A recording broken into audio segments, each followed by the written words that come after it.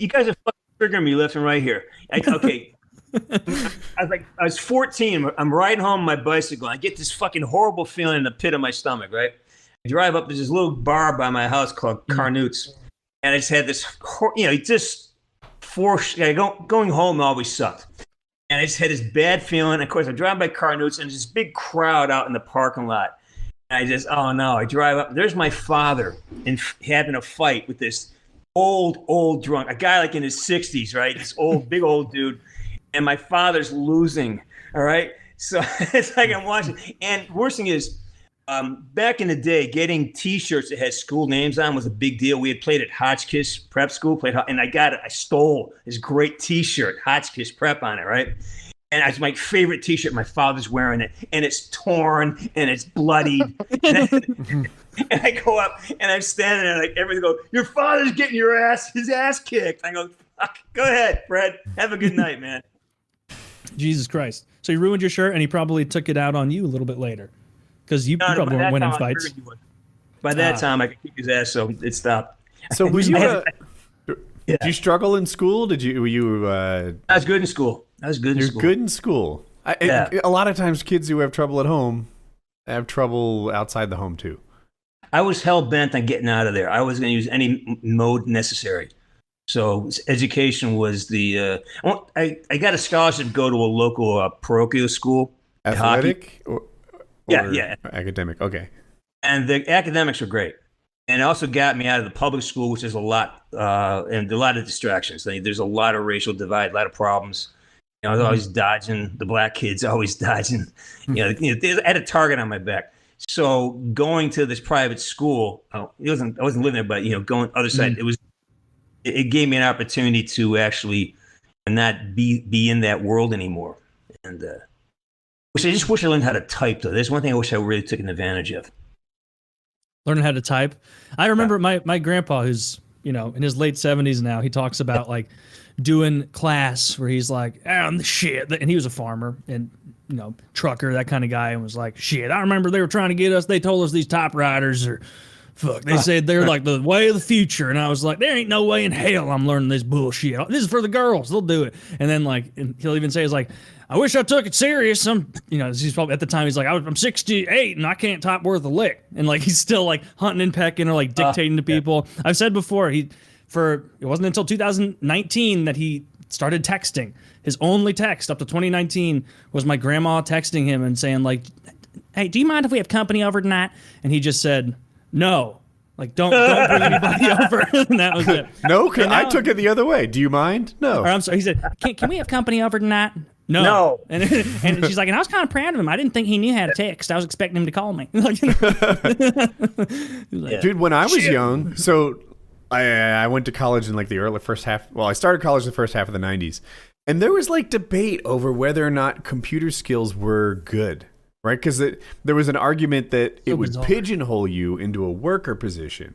And if your aspirations were like management and senior management, then those are not typing positions. Like that was the thought process. They saw it as like you'd be walking around dictating to someone. Sure.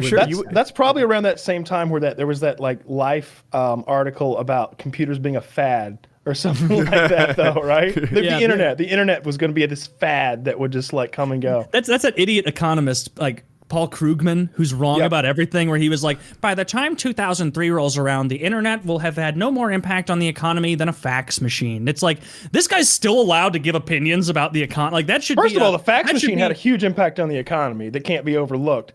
But the internet, of course, is just I mean, what compares to the internet? The fucking, like industrialization? A lot of early internet stuff was chat rooms.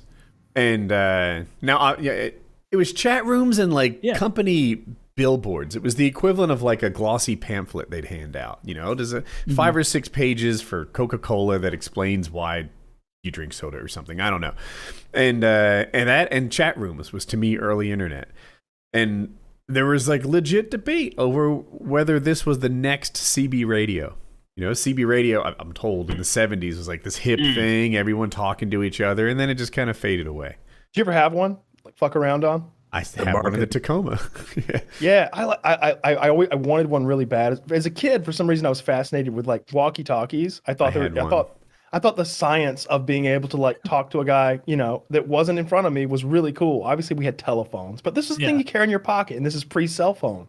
So like, I loved walkie-talkies. I always wanted a new set for Christmas, and then finally, I learned about CB radios, and I was like, I want a legit CB radio. My dad got me one that had like this huge antenna, like I don't know, I don't want to exaggerate how big the antenna was, but it was like it had that magnetic base so you could stick it on the roof of your truck, and like maybe 8 feet of antenna. And so like I don't know what the range was, but at least 20 miles, something like that. Because like we could sit at my house and I could talk to guys who were like on the interstate system, which we lived near, and just fuck with truckers. Just be an asshole kid, you know.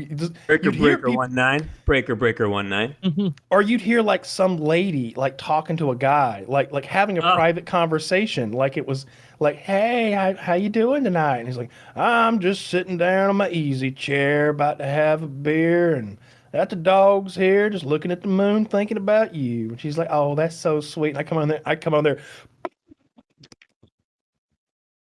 Like making fart noises or whatever, and, like on their channel. And they're like, what was that? I don't know. Was that not on your end? And I'm just like, hee hee. I'm fucking Bart Simpson over there being an asshole, like 12-year-old. Dude, or whatever. we did. So I had a CB radio, a handheld one. It doesn't sound quite as cool as yours, but it was cool. And antennas went up like 4 feet out of a handheld radio, and like big, thick, telescoping antenna.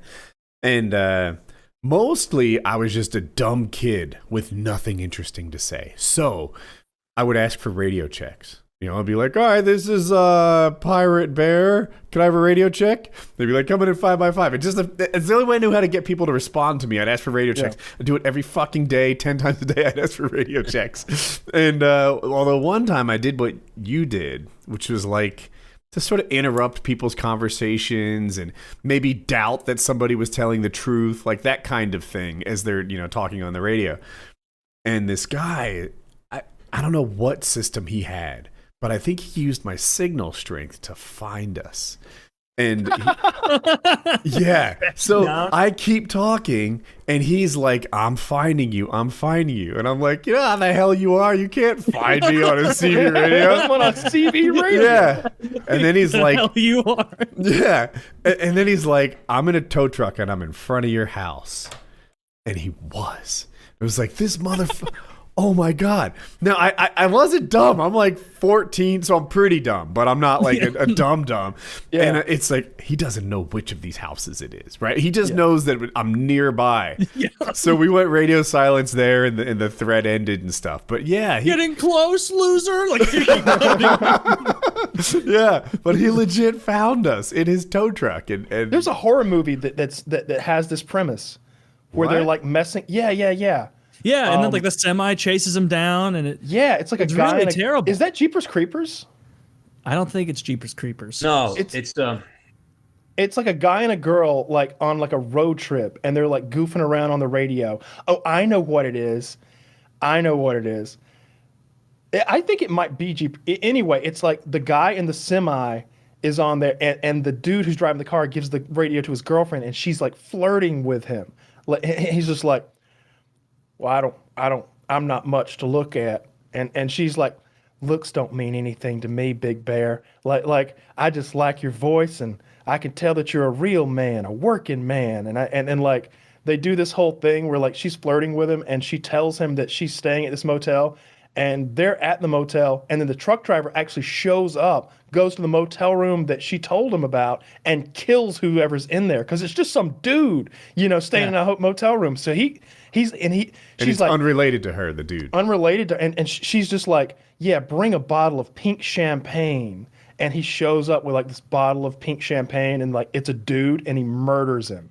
And like then the movie like really goes off the rails as it goes on. I can't remember the name of the movie, but I think I just linked it. I think it's called Joyride. Yeah, I think that might be it.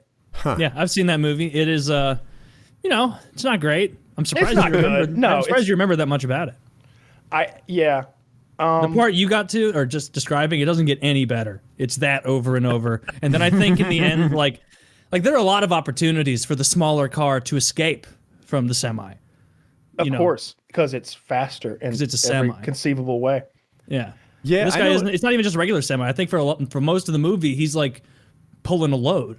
Mm-hmm. Yeah, he's chasing them got at it. 58 miles an hour. Govern. Oh, Jim Beaver is in this. He's the guy from what's the movie with the two brothers who fight fucking vampires and shit? Vampires. Supernatural. Yeah, Supernatural. Yeah, I couldn't think of it for a second. He's